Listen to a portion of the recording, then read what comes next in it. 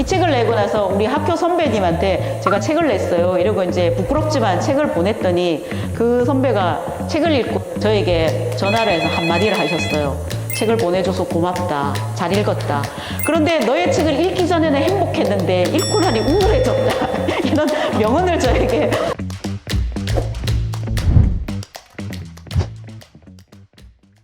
두 번째 시간입니다. 서울숲 북 콘서트 사회를 맡게 된 에코샵 올시의 파랑새라고 합니다. 반갑습니다.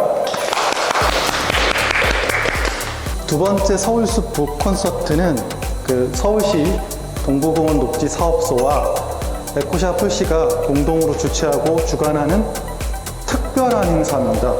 오늘의 작가님 박경화 작가님 박수부터 시작해서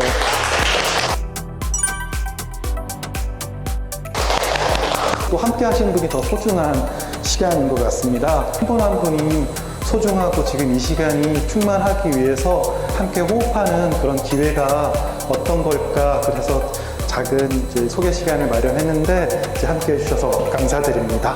저는 2004년부터 환경책 쓰는 일을 하고 있어요. 녹색연합이라는 환경단체에서 활동을 했었는데 그때 작은 것이 아름답다라는 월간 잡지 로 주로 활동을 했고, 그 일을 하다 보니까 어떤 출판사에서 본인들이 어떤 책을 준비를 하는데 녹색연합의 한 사람이 와서 조언을 좀 해주면 좋겠다, 그런 회의가 있었어요. 갔더니 회의를 여러 번 하다가 저보고 책을 내보면 어떨까요? 라고 도리어 이제 바꿔서 제안을 하시더라고요. 그래서 제가 출판사에서 원하는 대로 꼬박꼬박 숙제를 하다 보니까 어느 날 책을 내게 됐어요. 그 중에 지구를 살리는 기발한 물건 10가지 책은 우리가 보편적으로 많이 쓰고 있는 물건 중에, 또는 이제 최첨단 과학기술에 의해서 새로 최근에 좀 떠오르는 물건 중에서 환경에 어떤 것은 영향을 미치고 어떤 건 또 환경에 해를 미치기도 하는데, 그런 우리가 쓰고 있는 물건에 대한 역사와 지금 우리가 물건을 어떻게 쓰는지 이런 얘기를 같이 나눠보고 싶었어요. 그 중에서 10가지 우리가 흔히 쓰는 물건도 있고, 조금 낯선 태양전지나 패시브 하우스, 적정기술, 약간 낯설지만 과학기술과 연관된 물건들도 있고, 또 인간이 개발한 발명품이나 물건은 아니지만 야생동물도 우리가 이 시대를 살아가면서 야생동물의 가치에 대해서도 생각해 봐야 될 것 같아요. 이 밥상에서 꼭 필요한 것은 젓가락이죠. 숟가락, 젓가락 참 중요한데, 젓가락은 굉장히 단순하게 생겼지만 생활에 참 편리한 것 같아요. 근데 예전부터 우리가 오랫동안 젓가락을 써왔기 때문에 이게 왜 소중하지, 사실 가치를 잘 모르고 있었는데, 요즘에 일회용 나무 젓가락이 너무 많이 늘어났고 가볍게 쓰고 버리는데, 라면이나 짜장면을 먹거나 김밥을 먹을 때 일회용 나무 젓가락을 쓰는 시간 얼마나 될까요? 성인 여성들의 경우 한 20분은 쓰는 것 같아요. 근데 고등학생, 남학생들에게 물으면 김밥 먹을 때, 짜장면 먹을 때 몇 분 걸려? 이러면 5분, 3분 이렇게 얘기합니다. 그러니까 5분, 3분 쓰고 이 20년생의 나무들이 쓰러져서 만들어진 나무가 그냥 쉽게 버려지는 거죠. 아름다운 가게, 녹색 가게, 뭐 행복한 가게, 이런 것들 전국에 있죠, 그죠? 우리가 집에서 쓰던 물건 중에 쓰임이 끝난 것들, 쓸모는 있는데 내가 쓰기에는 쓰임이 다 했다, 이런 것들을 기증을 하면 누군가는 또 눈 밝은 사람이 와서 아주 낮은 가게에 사가죠. 그러면 내가 버릴 수도 있는 물건인데 버리지 않아서 물건으로서는 수명이 늘어나고 지구 전체를 보면 자원을 아끼는 일이기도 하죠. 이래저래 참 좋은 게 재사용 가게인 것 같아요. 그리고 기발한 물건 중에 놓칠 수 없는 게 패시브 하우스, 에너지 제로 빌딩들인데요. 월드컵 공원에 가면 서울 에너지 드림센터가 있고, 노원구에 가면 노원 에너지 제로 주택이 있는데요. 이 두 가지가 패시브 하우스, 그러니까 수동적인 하우스인데 에너지를 적게 쓰게끔 절약도 하고 단열재도 많이 넣어서 견고하게 지었고, 그리고 건물 자체에서 태양광이라든지 지열을 이용해서 에너지를 자체 생산하는 액티브의 기술도 가지고 있죠. 기후위기가 많이 진행될수록 우리가 어떤 건물에서 어떻게 살 것인가에 대한 고민이 있는데, 이런 패시브 하우스, 또 에너지 제로 빌딩, 이런 것들이 안전하고 쾌적하게 살게 해주면서도 에너지나 전기는 적게 쓸 수 있고 자체적으로 전기도 일으키고 에너지를 생산하기 때문에 미래주택으로는 최고인 것 같아요. 저는 책을 쓰는 일을 주로 하고 있는데, 제 첫 책은 도시에서 구체적으로 사는 법이라는 책이에요. 이 책은 2004년도에 처음 책이 나왔는데, 이 책을 내고 나서 우리 학교 선배님한테 제가 책을 냈어요. 이러고 이제 부끄럽지만 책을 보냈더니 그 선배가 책을 읽고 저에게 전화를 해서 한마디를 하셨어요. 책을 보내줘서 고맙다. 잘 읽었다. 그런데 너의 책을 읽기 전에는 행복했는데 읽고 나니 우울해졌다. 이런 명언을 저에게 남겨서 제가 뒤통수를 확 세게 맞았는데요. 환경 문제를 몰랐을 때는 몰라서 행복했다. 근데 너의 책을 읽고 나니까 문제가 너무 많고 우리가 해야 될 일이 너무 마음이 무겁더라. 그래서 왜 환경책은 나를 우울하게 하느냐라고 한마디 하셨어요. 그래서 어떤 환경책이 필요할까 이런 생각을 많이 하게 됐어요. 근데 제가 환경작가라고 하면 사람들이 노트북을 켜놓고 음악을 들으면서 우아하게 차 마시면서 이렇게 되게 고상한 직업이라고 생각을 많이 하시더라고요. 환경작가의 현실은 그렇지 않습니다. 오늘은 제가 행사라서 샤랄라한 옷도 입고 뭐 볼 게 없으니까 꽃이라도 하나 달고 이렇게 평소한 모습과는 다릅니다. 이것은 저의 평소 복장은 아닙니다. 유튜브를 통해서도 많은 분들이 보고 계실 텐데요. 저를 나중에 보더라도 착각하지 마시길 바랍니다. 평소에 저의 모습은 이렇습니다.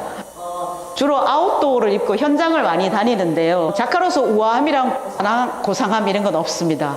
현장에 취재를 가거나 여행을 가거나 갔을 때 항상 취재 모드로 다닙니다. 카메라를 메고 이 카메라 가방 속에는 수첩이 있고 또 볼펜이 있고 어떤 경우는 녹음기도 있고 모든 게 저 가방에 다 담겨 있습니다. 그리고 지구를 살리는 기발한 물건 얘기할 때 첨단 기술의 물건도 있고 생활에 익숙하게 썼던 물건들도 있는데 어떤 것이 기발한 물건인가? 오래 쓰는 것이 가장 기발한 물건인 것 같아요. 오래오래 쓰는 것, 실증나지 않는 것. 이 가방은 제가 대학교 때부터 썼던 가방인데 한 30년 된 가방인데요. 예전에 택배가 없으니까 이 가방에다 쌀이나 김치, 엄마가 담궈준 김치 이런 거 들고 자취방으로 열심히 날랐는데요. 거의 이 가방으로 옮긴 짐만 해도 몇 트럭은 되지 않을까. 그 눈물의 가방인데 아직까지도 멀쩡합니다. 지금은 아까워서 못 버리겠는데요. 이런 소중한 물건, 정말 지구를 살리는 물건이죠. 전업작가로 지내시면서 책 쓰기와 강의에 매진하고 계신데 직업의 만족도는 별 10개 중에 몇 점 정도 주시고 또 작가로서의 애로사항이나 그런 내용이 있으면 공유를 부탁드리겠습니다. 전업작가로 살면 글쓰기나 강의가 이제 주가 되는데요. 그 외에 이제 행사도 있고 다른 일들도 있는데 회의나 뭐 이런 것도 있고 자문도 있고 여러 가지가 있는데요. 글쓰기로만 보면 별 10개 중에 만족도는 한 8점 정도? 2점은 어디로 갔느냐? 글쓰기 굉장히 힘듭니다. 그래서 2점이 날아갔고요. 근데 강의하는 것, 그러니까 글쓰기는 만족도가 높은 편인데 강의는 2점 정도예요. 1년에도 여러 차례 하고 지금까지도 많이 하고 있는데 강의는 늘 부담스럽습니다. 그리고 낯선 사람들 앞에 서서 그들이 먼 곳에서 오늘도 마찬가지지만 귀한 시간을 내서 오셨으니까 되게 열심히 또 만족스럽게 해드려야 되잖아요.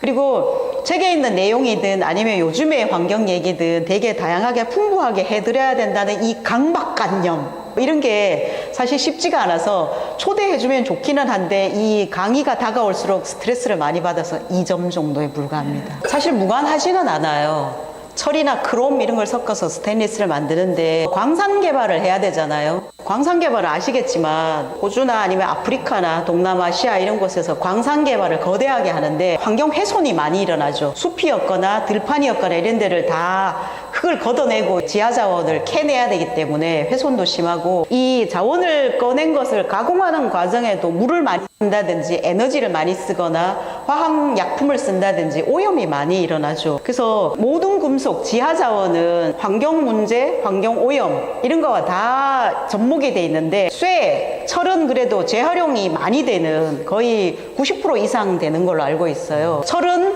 재활용이 가능한 소재이기 때문에 그래도 환경에 미친 영향이 덜하다고 볼 수가 있는데 근데 요즘에는 어쨌든 모든 지하자원은 이 개발하는데 비용도 많이 들고 오염도 일어나고 하니까 도시에 우리가 쓰고 있는 여러 전자제품들이 수명이 다했을 때 우리가 폐가전을 배출하잖아요.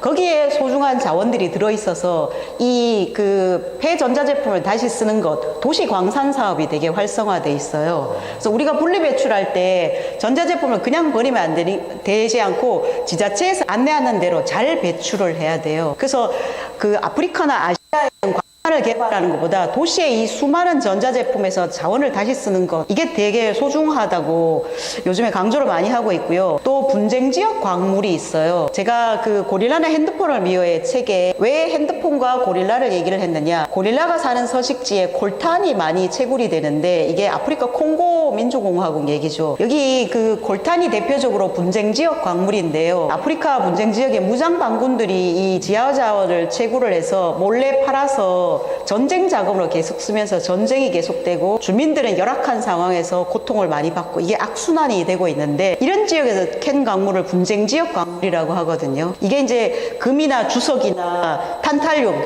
콜탄을 가공해서 만든 탄탈륨, 텅스텐, 이게 이제 네 가지 세계 4대 분쟁지역 광물인데, 이처럼 지하자원을 캐냈을 때 이게 환경오염이나 뭐 훼손으로 끝나지 않고 전쟁으로 이어지기도 하고 굉장히 큰 피해를 지속적으로 주기도 해요. 그래서 우리가 도시에서 이 금속 또 자원들을 어떻게 쓸 것인가에 대해서 잘 알고 또 소중하게 써야 되는 거죠. 요즘에 또 도시유전이라는 것도 있어요. 도시유전은 뭐냐면 최근에 이제 보도가 되기 시작한 건데, 비닐이나 플라스틱 같은 걸 우리가 일회용품 쓰고 많이 배출을 하잖아요. 이런 것들을 다시 300도나 800도로 고온에서 녹여요. 그러면 이게 열분해유라고 부르는데, 다시 이 소재가 원래 석유였잖아요. 고온에서 녹이면 다시 석유 형태로 돌아간다고 해요. 근데 이런 기술이 사실 좀 몇 년 전부터 있었는데, 이걸 제품으로 쓰려면 불순물을 제거하는 게 중요한 기술이라고 해요. 우리가 과자 봉지나 이런 데 인쇄가 돼 있고 또 먼지나 음식물이나 오염이 돼 있잖아요. 그러니까 열분해유를 만들었을 때 이 불순물을 분리해내는 기술이 굉장히 어려워서 그동안은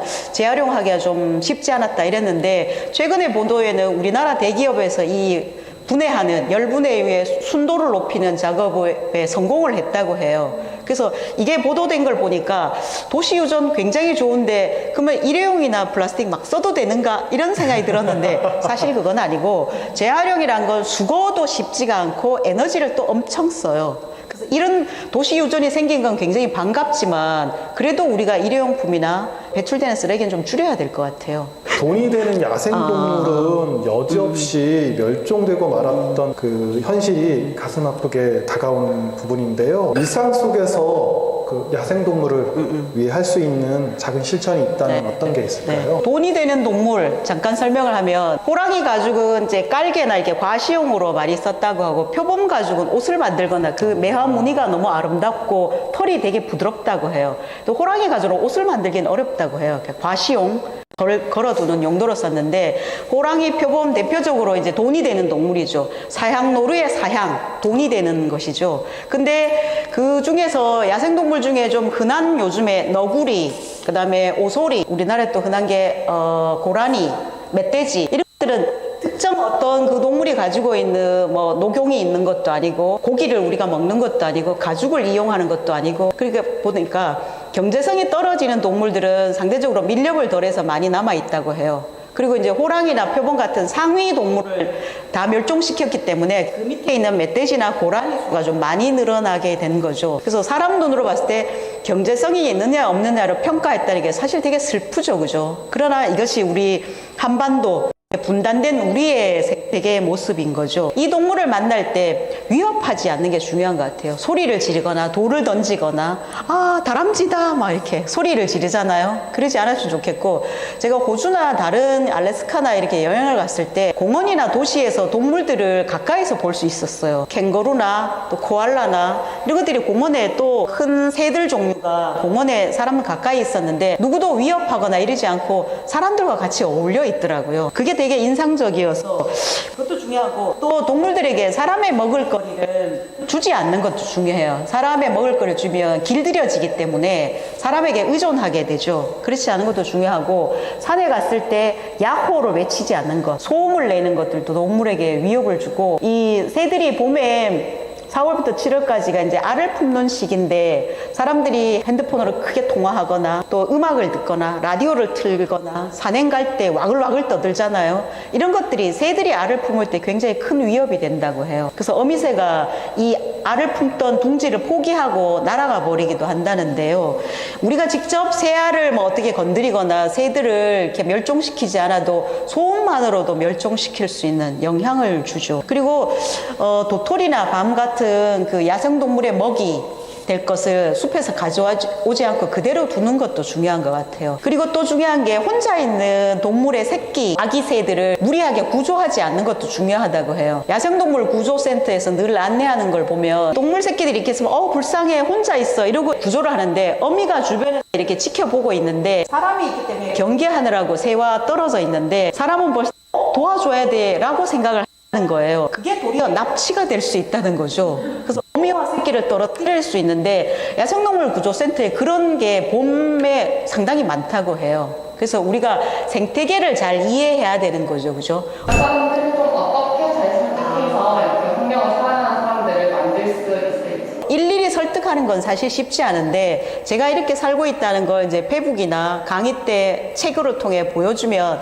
그에 대한 또 반응이나 대답 같은 게 와요. 그러면 그걸로 끝나는 게 아니라 같이 이제 얘기를 해보는 거죠. 내가 해보니까 이런 거 불편한데 너는 어떻게 해결했느냐 이런 걸 물어보기도 하고 더 나은 방법을 우리가 찾으면 서로 공유하자 이런 얘기를 하기도 하고 한 번에 친구들이 설득되지는 않고 여러 차례 다양한 방법으로 얘기를 하면서 이렇게 해법을 찾아내는 것 이게 좀 오래 가고 환경실천법이라는 게 한두 번 해보면 편한데 이 작심삼일이 되기가 쉬워요. 근데 좀 꾸준히 시도를 해보고 연구를 해보고 이러다 보면 정말 좋은 걸 찾을 수가 있거든요. 그래서 단숨에 되지 않더라도 실망하거나 포기하지 말고 새로운 방법을 계속 찾아가 보면 좋을 것 같아요. 그리고 그 환경실천법은 한두 가지가 아니기 때문에 여러 가지를 동시에 많이 진행해 보세요. 그리고 많이 친구들한테 제안을 하는 거예요. 그들의 머리 회로가 혼란스럽게. 그래서 그 중에 뭔가는 하게 되더라고요. 작가님이 집에서 실천하고 계시는 환경적인 어떤 지구를 살리기 위해서 실천하고 계시는 생활 속 꿀팁 같은 거 몇 가지만 좀 들을 수 있을까요? 꿀팁 참 쉽지가 않죠. 네. 저도 여러 실천법을 시도하고 있는데요. 일단 운전면허증이 없기 때문에 자동차를 운행하지 않습니다. 그리고 제가 곧 지방으로 이사를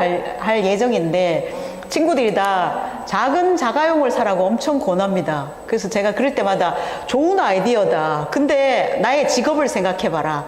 내가 에너지나 막 이런 얘기를 강의하고 다니고 책을 쓰는데 나마저 자가용을 운행하면 어떻게 될 것이냐 이런 얘기를 하면서 이제 반문을 던지는데요. 그 외에 이제 우리 집에서 하고 있는 것은 에너지 절약을 하려고 애를 많이 쓰고 있어요. 전기요금이 요즘에 가격이 좀 한전에서 올려서 단가가 좀 올라갔는데 한 달에 많이 나올 때 7, 8천 원 정도 나오는데요. 그중에 이제 2,500원은 시청료죠, 그죠? 근데 제가 전자제품을 사실 카메라도 쓰고 노트북, 뭐 TV도 보고 많이 씁니다. 근데 전기요금에서 중요한 건 뭐냐면 전열기구를 쓰지 않는 거예요. 그러니까 전기밥솥, 열이 나는 것, 온풍기, 장판, 드라이기 이렇게 열을 내는 게 전기가 다시 다른 에너지로 변환될 때 열 손실도 크고 에너지 소비가 크거든요. 그래서 전열기구를 조금 줄이면 전기요금을 훨씬 줄일 수 있어요. 그리고 에너지 효율 1등급 제품들, 냉장고라든지 TV라든지 이런 걸 살 때 좀 최신형 제품인데 에너지 소비 효율 1등급 제품을 사면 훨씬 전기요금을 좀 줄일 수가 있죠.